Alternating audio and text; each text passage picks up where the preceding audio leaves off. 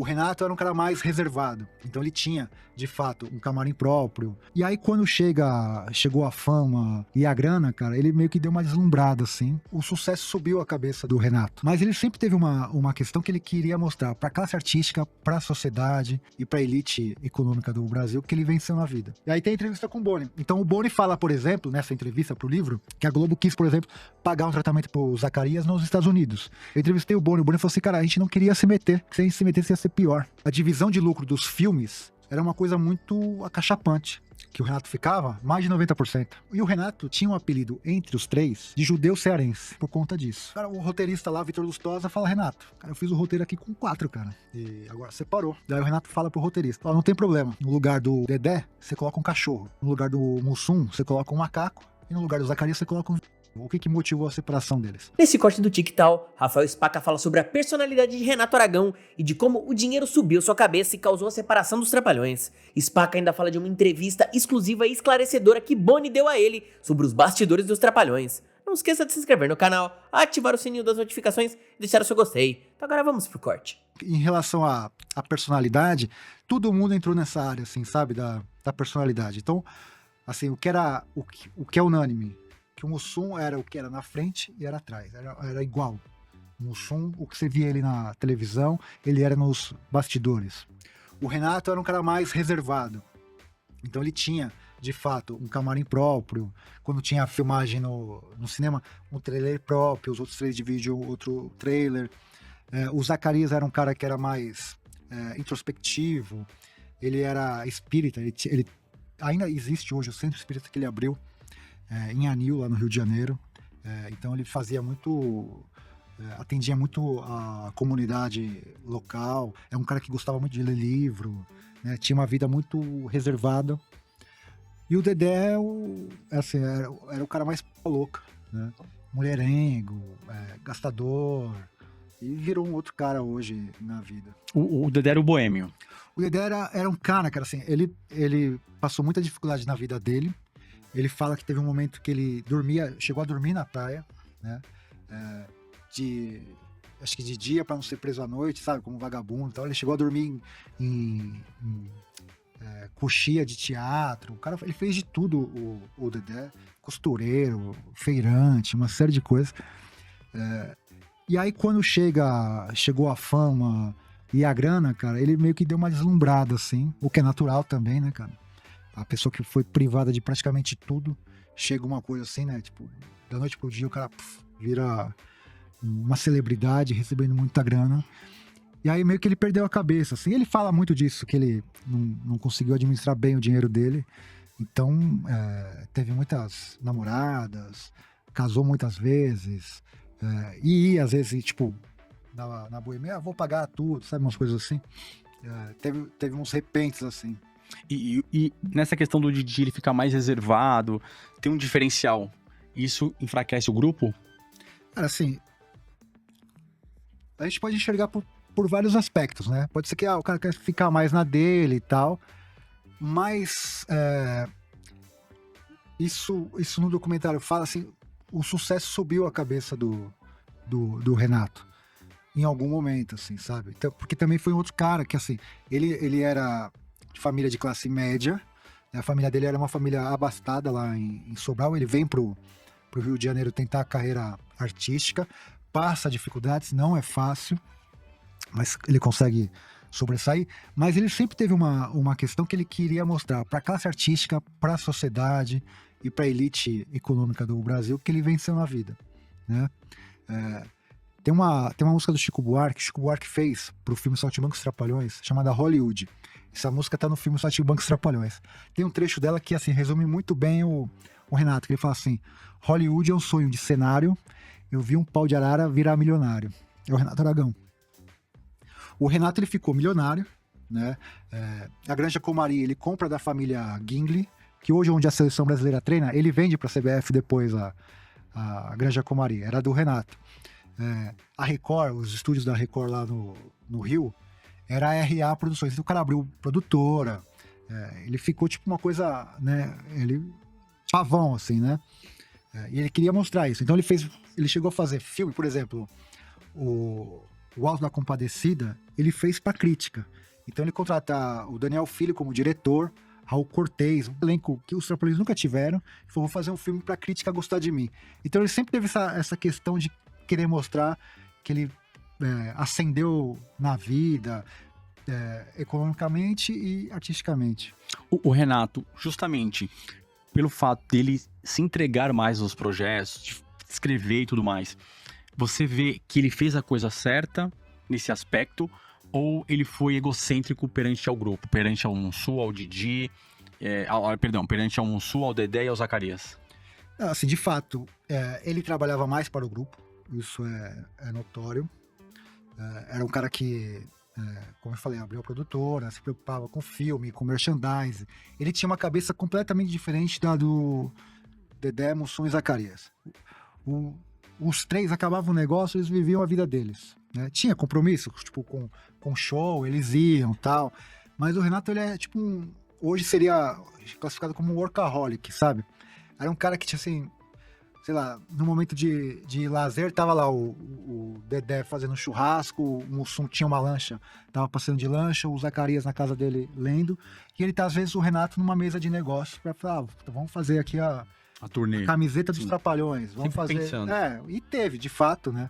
Eles tiveram parceria com Pepsi, com Danone, com Chiclete, com um monte de coisa. Teve um monte de coisa que, assim, era impossível ser uma criança e não ter alguma coisa dos Trapalhões. Os copos, As botinhas, cara, sabe? Tinha muita coisa. campanha dos refrigerantes, Exato. copos, Cara. cinema. Várias coisas, assim, ele tava na linha de frente. Ele e o irmão dele, o Paulo, né? O Paulo, assim, era a cabeça pensante disso. É o cara que fazia os contratos, era um cara que tinha canal aberto com o Boni lá na Globo, sabe? Era o cara que negociava os cachês, os salários, que é pouco, inclusive, mencionado pelo próprio Renato e pelas pessoas que conhecem os Trapalhões. A importância do Paulo Aragão na estrutura econômica do grupo, né? Quem leva muita fama é o Renato. Então, de fato, ele por todo esse trampo e tal, ele merecia ganhar mais. A questão que a gente tem que debater aqui é o seguinte: se era muito mais ou se ele podia ser um pouco mais generoso, sabe? Porque quando eles se separam em 83, isso falei, e depois no filme do Mussum tava uma cena lá que foi, puta, essa cena foi eu que, igual do show da Madonna, foi eu que coloquei a foto do Zacarias lá. A cena do filme do Mussum, quando fala da separação, fala, isso aqui fui eu que disse em várias entrevistas. Que foi o quê? O que motivou a separação deles? Em julho de 83, a revista Veja coloca só o Renato Aragão na capa, com o título O Maior Palhaço do Brasil. E aí eram 6 ou 7 páginas de reportagem, e nessas 6 ou 7 páginas da reportagem, aparece o nome de Dedé, Mussum e Zacarias em uma linha só. É um grupo, certo? A gente tá vendo aqui, são 4. E aí o que acontece? Começa a falar nessa reportagem, Renato Aragão comprando a Granja Comari, abrindo a produtora, uma série de coisas. Dedé, Mussum e Zacarias abrem a revista, fala, cara, e a galera que tava em torno deles fala, é o seguinte, Renato tá milionário, vocês estão ricos, mas vocês não estão milionários. E isso acende uma chama nos caras. Uma coisa que tá errada no filme do Mussum, esse que o Ailton Graça fez, acho que foi lançado em 2023 e tal, que fala que foi o Dedé que incendiou a revolta do trio. Mas, na verdade, o cara que ficou mais com essa matéria da Veja foi o próprio Mussum. O Mussum falou, é o seguinte, cara, a gente precisa mostrar pro Renato que não é bem assim. E o Renato tinha um apelido entre os 3 de judeu cearense, por conta disso. E aí os caras falaram assim, vamos armar aqui alguma coisa, a gente precisa se posicionar e tal. Por quê? A divisão de lucro dos filmes era uma coisa muito acachapante.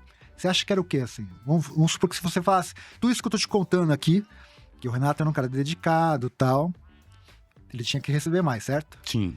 Mas você acha que como que era assim? A fatia? Cara, eu vou... O justo?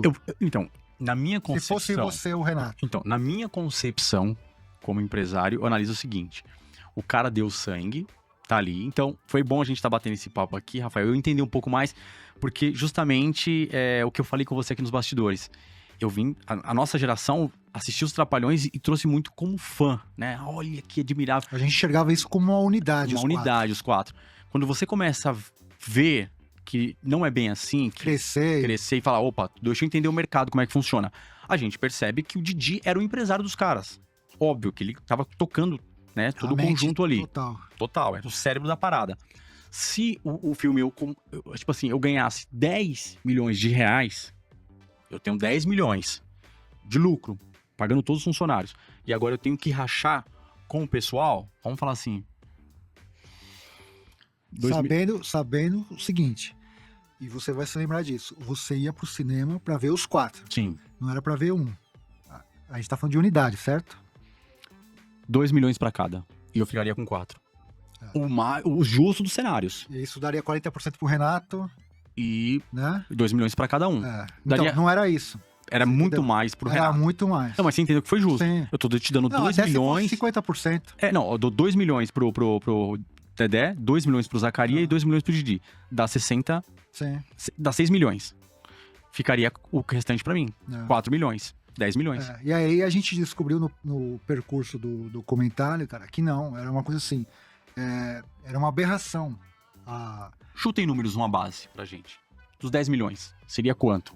Que o Renato ficava? Mais de 90%. Não, então é muito pouco. Por isso que eu tô te falando, cara.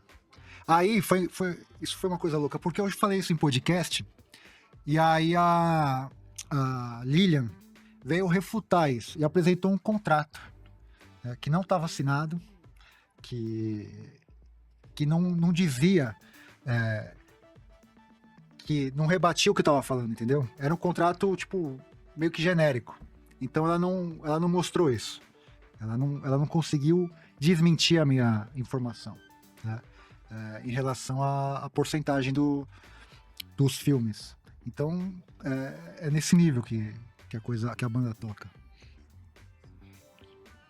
E quando essa briga aconteceu, Rafael, o que aconteceu com o grupo? Que aí a gente entra nesse contexto. Aí O Monsu, você falou? O som se revolta e tal. E aí o Renato fica sabendo que os 3 estão se rebelando. Pra não se sentir, tipo, o marido traído, sabe? Aquele último... Ele fala, eu vou tomar a decisão. E aí eles fazem... Os Trapalhões, assim, não tinha ainda o Projac, né? Hoje chamado Estúdios Globo. Então era tudo gravado no Teatro Fênix, ali no Jardim Botânico. Então ele arma uma coletiva. E aí na coletiva, fala, vem aqui, a gente vai dar uma coletiva. Aí o Renato, é o seguinte, a gente tá se separando. E aí os 3. Sem anunciar justamente marido traído. Porque ele falou, eu não vou deixar eles falarem primeiro. Ele tinha esse ego. O orgulho, sabe? De falar, não vou deixar os caras, eu vou me antecipar. E ele se antecipa. O filme, ele já tava em pré-produção no filme Os Trapalhões na Arca de Noé. Lembro.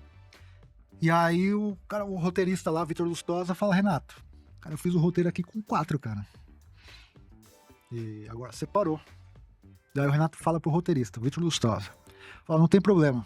No lugar do Dedé, você coloca um cachorro. No lugar do Mussum, você coloca um macaco. E no lugar do Zacarias, você coloca um viado. Nesse nível. Vitor Lustosa pega e sai da produção da Arca de Noé e vai trabalhar com Dedé, Mussum e Zacarias no Atrapalhando a SWAT.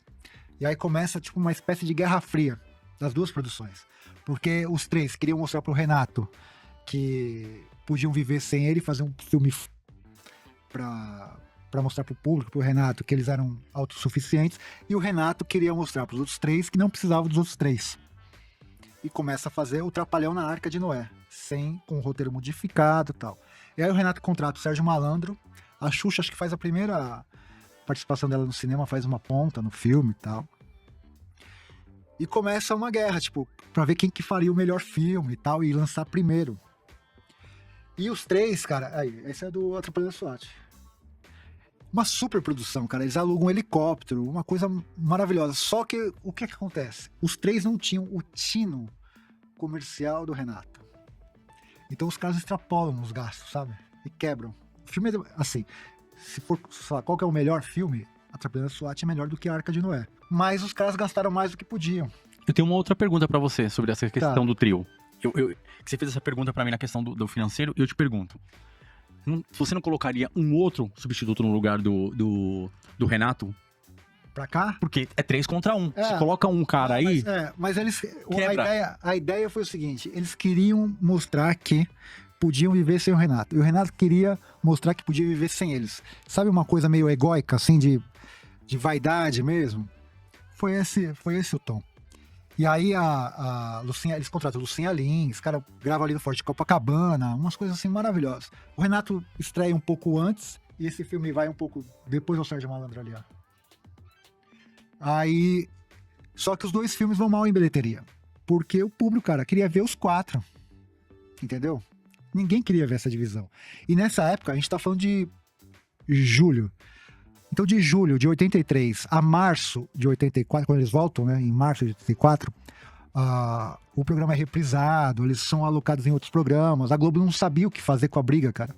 Eu entrevistei o Boni falou assim, cara, a gente não queria se meter, porque se a gente se metesse ia ser pior.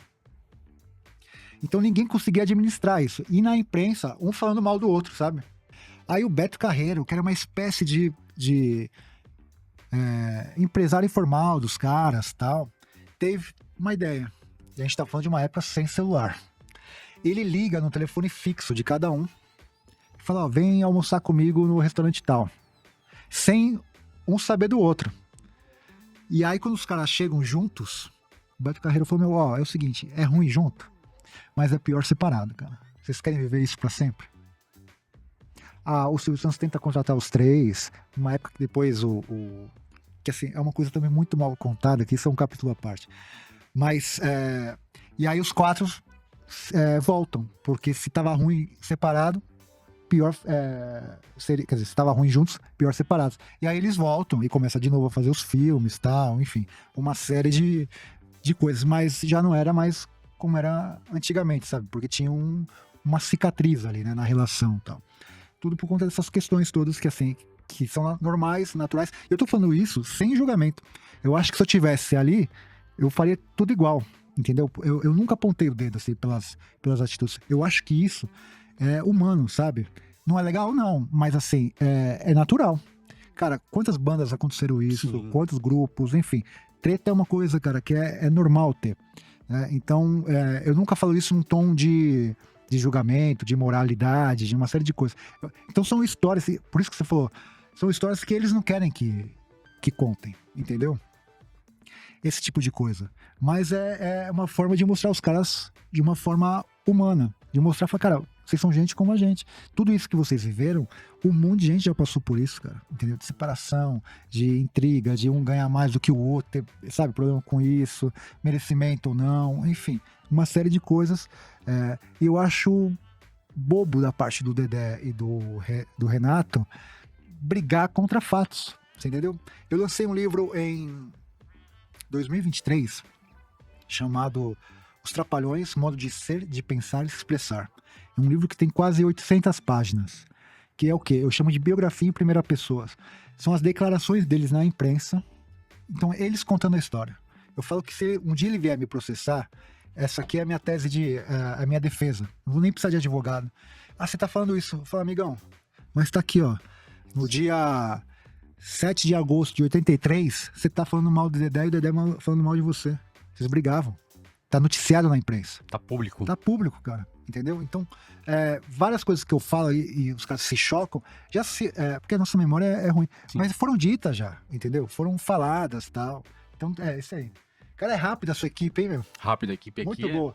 Esse livro aí. E aí tem a entrevista com o Boni. Então o Boni fala, por exemplo, nessa entrevista pro livro, que a Globo quis, por exemplo, pagar um tratamento pro Zacarias nos Estados Unidos, que era o que tinha de mais avançado em cura, até hoje não tem, da AIDS, mas é o que tinha mais avançado. Fala do Mussum, que tinha problema com bebida, enfim, uma entrevista maravilhosa que o Boni me deu, contando coisas dos Trapalhões. Muito obrigado por ter ficado comigo até o final desse vídeo. Não esqueça de se inscrever no canal, ativar o sininho das notificações e deixar o seu gostei. Todo dia tem um corte novo pra você. Dá uma olhada no canal, tem muita coisa legal já. Até amanhã.